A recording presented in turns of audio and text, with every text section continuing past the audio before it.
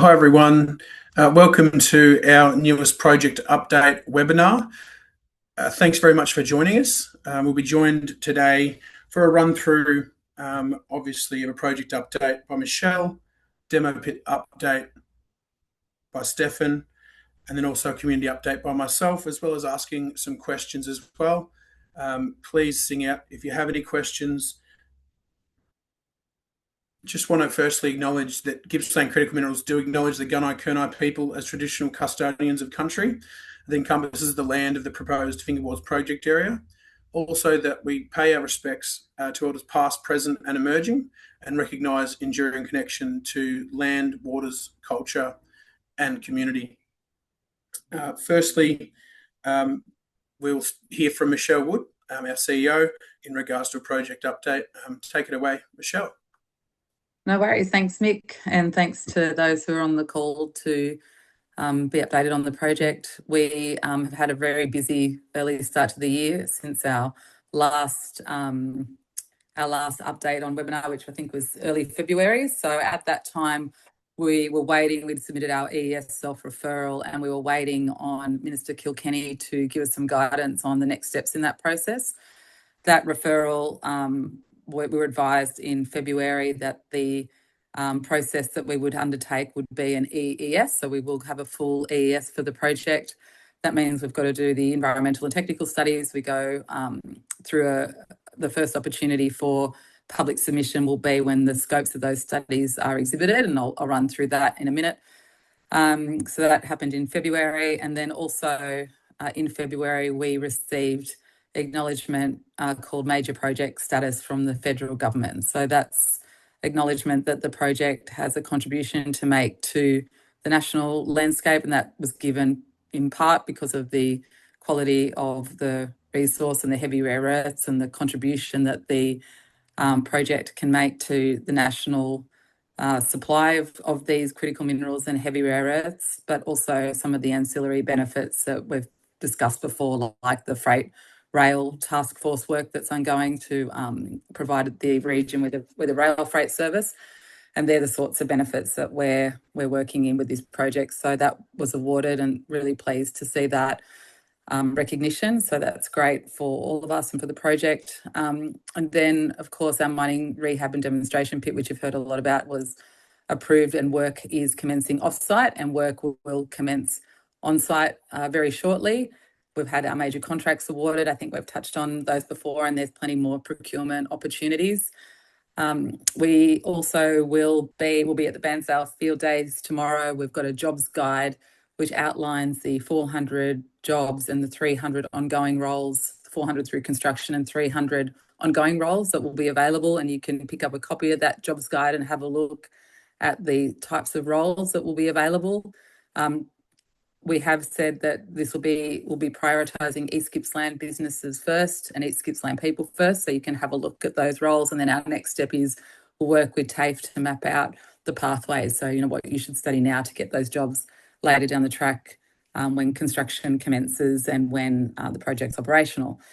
The only other major update I'll give is that we also lodged our EPBC. So this is the federal environmental sort of process, and we lodged that, and those public submissions that you can see our EPBC documents on the website, on the government's website, and public submissions are now being taken, and I think they close tomorrow. That's the 10-day period. So they're online, and public submissions can now be made until the 10th of April.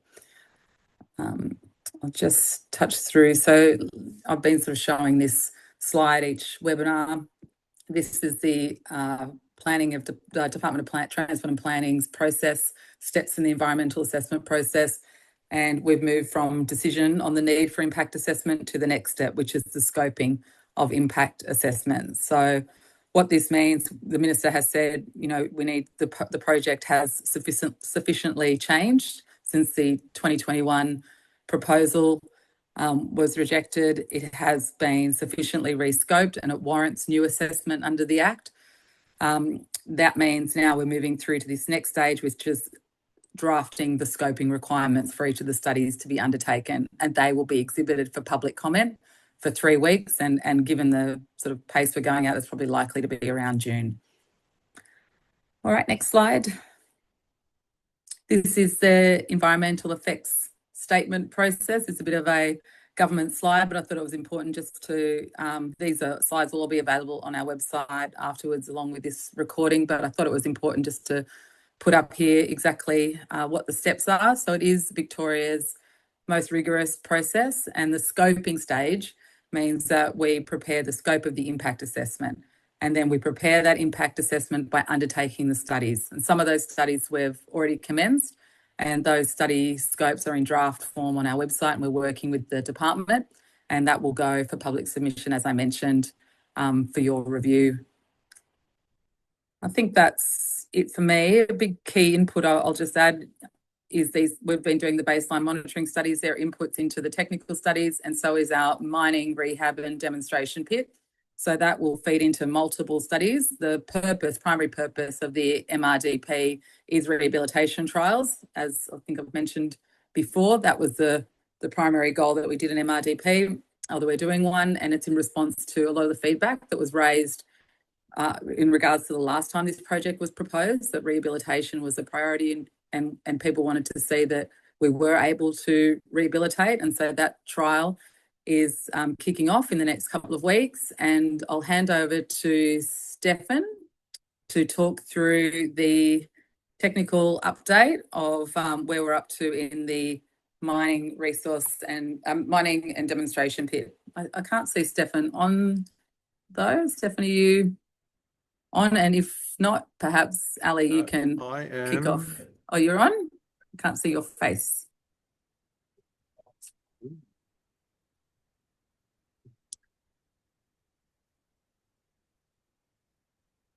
Hi, can you hear me? There is something is just going on with my. We can hear you, but we cannot see you. Okay, well, I can assure you, you're not missing anything by not seeing me. So you're probably better off. All right, so just a bit of update on the demo pit and then the mining side, like Michelle said, something that we will be starting. We'll be starting soon. In fact, I think some traffic management signs might be going out. Just go sort of back to what it is and just to explain why it is that we're doing it and give a bit of an overview. So this is one of our license requirements under the retention license that we undertake this demonstration pit. It was identified in the previous ES as a crucial element of moving forward with the project, and that's and hence the license condition. So it's this small image of what the proposed works are on the screen, and effectively it's a 170 meters long pit by 55 meters wide, which is a size that is sort of derived from us starting with a full scale process stage, and then this size pit gives us the opportunity to then test that full scale or full spiral unit for a period of around about 2 weeks, that will be processing material and tailings, and then effectively just duplicating exactly what we're going to be doing in the full scale project, but just at a demonstration scale. But it is a true representation of what we're doing. And the reason we picked this site was also because the geology in the soil is pretty much an average condition of what we're going to see across the site, and it's got very limited impacts on native vegetation. It's sitting on a ridge, so there's very it's very manageable from a drainage impact point of view. There's no external catchments, and we can effectively constrain all drainage impacts with a cut-off bund. So that's the reason for the physical shape of the demonstration. But we will, for anybody that's interested, we will be undertaking site tours of the site. So in the next week or so, there will be a link on the website where anybody can register if they're interested in visiting the site. And once we've got a sufficient number, we'll then start sending out dates when those site tours are going to take place, and would highly encourage anybody interested in it to attend it. It's very interesting. Next slide. It's just something around environmental protections. As part of our license condition and the design of it, we have to give certainty that we can manage the operations and the site in a way that is environmentally safe, and we can protect all downstream environments and anything adjacent to it. So just run through a couple of the items that we're doing to protect environment. So the first thing is we've got very strict biosecurity protocols in place. So washdown stations for any machinery coming onto site, leaving sites, restricted access zones for the site, and then close coordination with the neighbouring farms. Dust and air quality is obviously very important. So we'll always have on-site water carts. We're hydromulching all the bunds and all the stockpiles as required, and we've installed a series. We've installed a weather camera. We've got a weather station adjacent to the site that went up earlier in this year. But apart from that, we've also got security cameras and full-time camera visibility onto the site, so we can always monitor what's going on site, and then respond if there's adverse weather conditions. Ecology and vegetation. So the site was selected because we don't have to disturb any native vegetations. So we're busy with the pre-commencement weeding and just getting all of the vegetation cleared on the or weed control on the site ready for commencement. Soil productivity. So soil is profiled with control stripping. We're doing subsoil trials, soil amelioration trials, and the pasture reestablishment of it. So, and that's the principal purpose of this, is to show that we can in fact return the land to a productive pasture environment. Set surface and groundwater. The site's fully bunded with under drainage, so there's just no runoff from that site. We've fenced this site. From a noise point of view, there's only daytime operations, but we've also got permanent noise monitors on site, so we can monitor what our noise levels are. Same with dust and air quality monitors. We've got real-time monitoring upstream and up and downwind of the site, so we can at all times look at air quality as well. And all of the works is happening in accordance with the Cultural Heritage Management Plan that's been approved. And there's been cultural heritage training and induction for all contractors working on the site. So something we obviously take very serious is environmental protection. Bit of an update on jobs and procurement. So proud to say at the moment we've just passed the $1.4 million mark in contracts awarded to contractors. A couple of major contracts, but I don't have the exact number, but there would be 20 or 30 contracts in total associated with this, from small to large. So just a couple of selected ones. Riley's Earth Moving is doing major earthworks, Whelan's, the spiral setup and mobilization, and then a lot of other little smaller businesses, from pipe supply through to fencing, cameras, so a wide range of procurement. And that's all from local suppliers. On the mining schedule, so I just wanted to give a bit of an overview. As we're now moving into the scoping stage of our environmental approvals, the base case project, that's what we've spent the last 12 months of the project, is listening to feedback, responding to the comments that's in the ministerial recommendation. Comments were received through the CRG community members. So built that into our project design, and based on that, we've now come up with a mining schedule that will be the base case for environmental studies. it's been informed by modeling, tailing, stockpile, drainage design. So all of the technical disciplines gone through various iterations to really just optimize this and come up with the design. Just move to the next slide. All right. So what you see on screen in the orange outline is the size of the total footprint of the mine, not the size of the pit. So that ultimately that's the area that will be mined, but it's not mined as a one great big hole. It's not a Hazelwood where you drive and you see 30 years of mining showing up as a gigantic hole in the ground, or longer. But in this case, it's a small footprint that basically meanders through site. As we mine, we fill in behind it. So it's a small pit that just finds its way around site, and it's more or less going to follow that sequence that's in the green arrow. So you see in the western pit, we just on the far left of the screen, we start in the middle of the site and then work our way around anti-clockwise and then continue mining in a westerly direction. And as we then mine, we backfill behind us.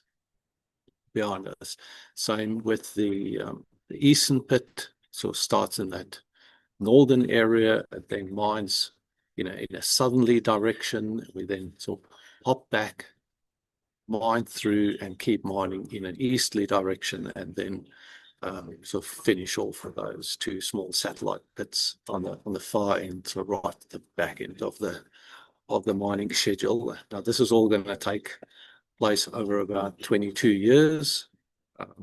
Mine at a rate of about 900 tons per hour, 7.2 million tons per year. That's all feed that's going into the process plant, and on that basis, with that production rate, we then ended up with a schedule that looks like the green worms on site. I just wanted to present that to give an overview of what the mining is going to. And all of this is designed to minimize noise and dust impacts to adjacent procedures. That's fine.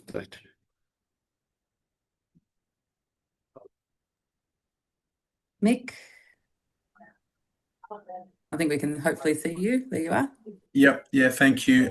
So, guys, just wanted to give a little bit of update on what we're doing in the community.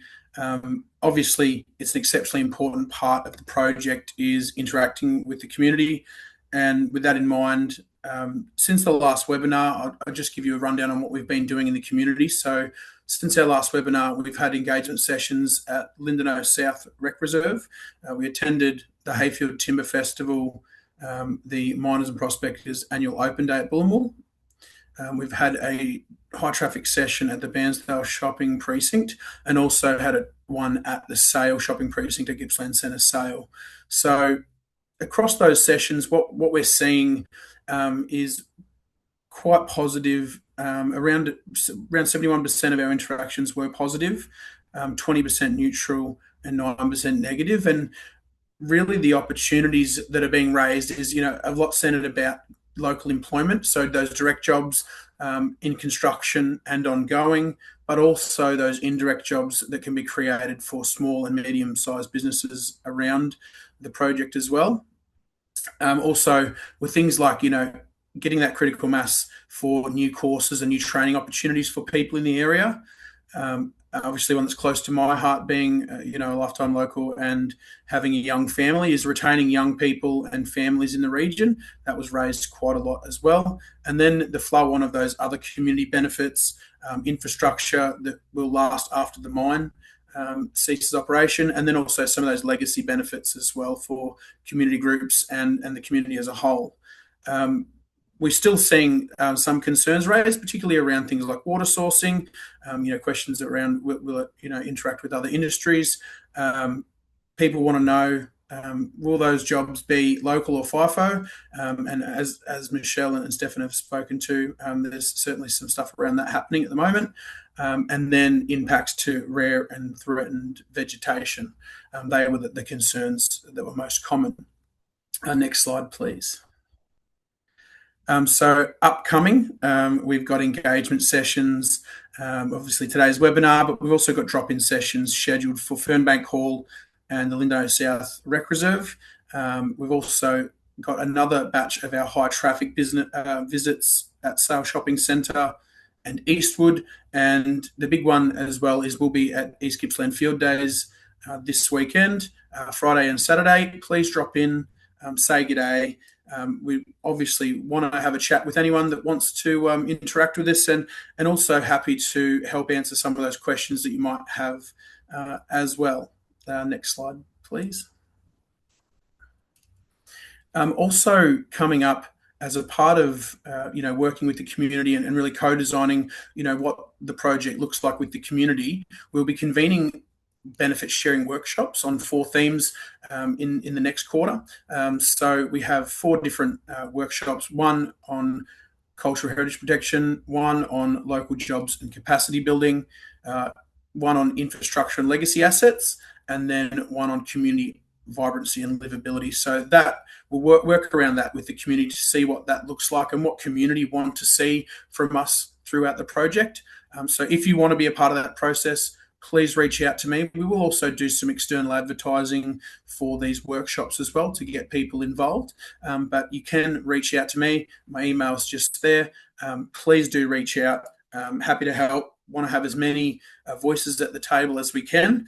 But yeah, apart from that, just please come and see us at a drop-in. If you see me in the street and you want to ask a question, just tap me on the shoulder. Always happy to interact.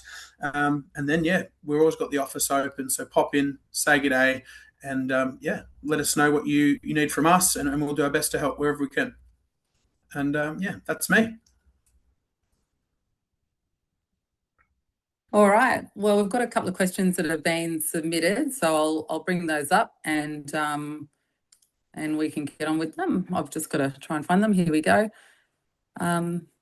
First up, is a tailing solution to return the product as usable rehabilitated soil of interest to the fingerboards project? So that one again is a tailing solution to return the product as usable rehabilitated soil of interest to the fingerboards project. Stefan, I think you've been, well, you're directly involved in this. Do you want to answer this question?